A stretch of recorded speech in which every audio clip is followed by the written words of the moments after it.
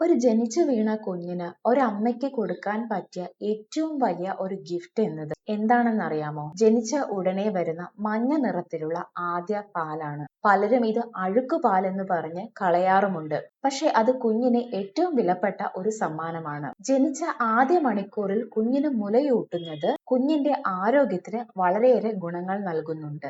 ആദ്യമായി വരുന്ന മഞ്ഞ നിറത്തിലുള്ള പാലിനെ കൊളസ്ട്രം എന്നാണ് പറയുന്നത്. കുഞ്ഞിന്റെ ആദ്യ വാക്സിൻ എന്നാണ് ഇത് അറിയപ്പെടുന്നത്. അളവ് വളരെ കുറവായിരിക്കും, എന്നാൽ വളരെ അമൂല്യമായിട്ടുള്ള ഒന്നാണ് ഇവ.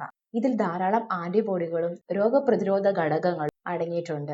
കുഞ്ഞിന്റെ ശരീരത്തെ ആദ്യ ദിവസങ്ങളിലെ അണുബാധകളിൽ നിന്ന് സംരക്ഷിക്കാൻ ഇവയ്ക്ക് കഴിയുന്നതാണ്. ആദ്യ 6 മാസം കുഞ്ഞിന് അമ്മയുടെ മുലപ്പാൽ മാത്രം മതിയാകും. വെള്ളം പോലും ആവശ്യമില്ല.